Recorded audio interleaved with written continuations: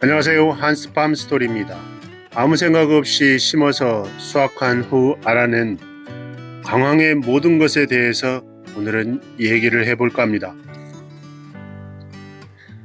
지난 3월 지인에게 강황에 대한 이야기를 처음 듣고서 아무런 목적 없이 강황을 재배하고파 강황 종자와 원숭강을 각각 구매했습니다.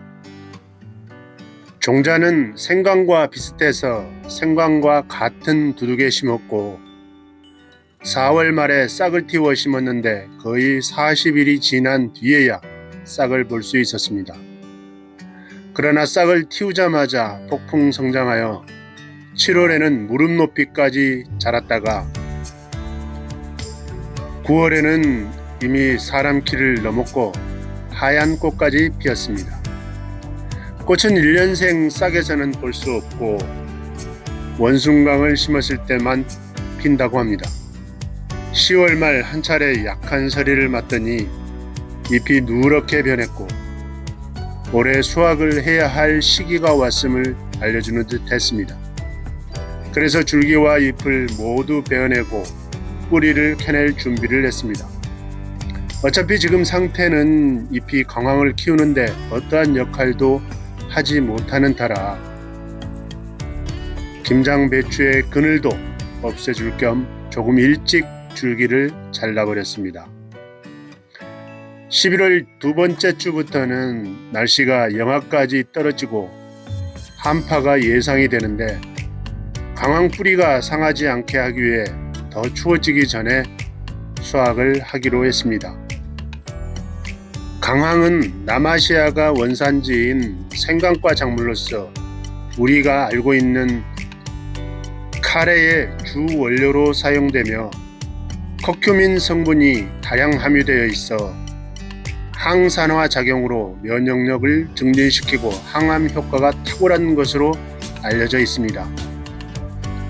또한 혈중 콜레스테롤 수치를 낮추어 혈액순환을 좋게 함으로써 고혈압과 고지혈증, 심혈관 질환을 예방하는 효과가 있다고 합니다.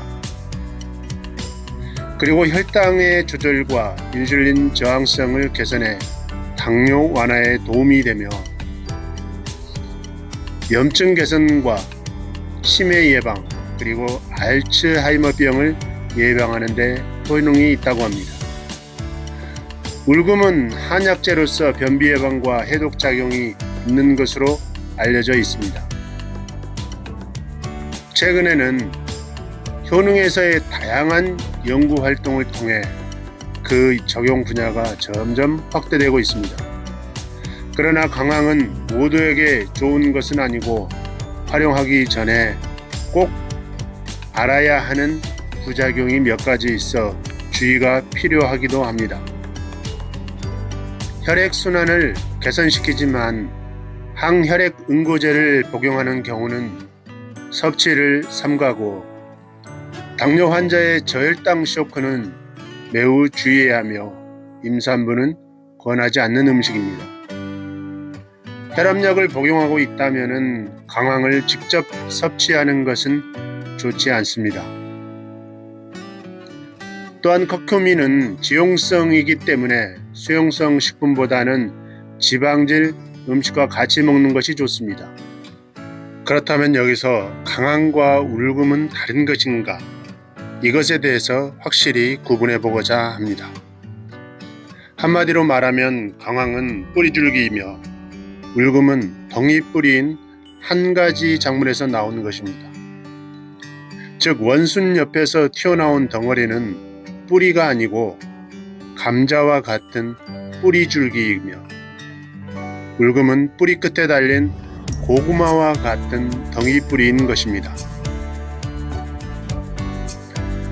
흔히 강황과 울금은 다른 작물이다 또는 똑같은 작물이다 라고 하는 논란이 많은데 강황과 울금은 하나의 작물이면서 땅속에서 줄기냐 뿌리냐로 나누어 불립니다. 주로 강황은 식재료로 울금은 한약재로 쓰이며 우리는 주로 강황을 많이 먹습니다. 강황을 먹을 때는 주로 가루로 만들어 물이나 각종 음료에 타서 먹는다든지 꿀이나 다른 한약재를 섞어 한우로 만들어 먹거나 캡슐로 만들어 먹기도 합니다. 또한 카레를 만들어 먹거나 강황가루 한 스푼을 넣어 밥을 지어 먹기도 하고, 돼지고기 등을 삶을 때 잡내를 없애는데 많이 활용하기도 합니다. 올해 강황에 대해 처음 들어보고 호기심에 심어봤지만 수확을 하고 보니 그 안에 몰랐던 많은 것들이 숨어 있음을 알 수 있었습니다. 그 활용법을 찾기 위해 알아봤던 것들이 나의 농사 지식으로 채워졌으며, 강황은 좋은데 나에게 좋은지는 심각하게 고민해 봐야 하겠습니다. 내년에도 또 강황을 재배할지는 모르겠으나, 농부는 반드시 씨앗을 남긴다는 말처럼 수확한 원숭강을 잘 손질해서 얼지 않도록 보관을 해야 하겠습니다. 감사합니다. 한스팜 스토리였습니다.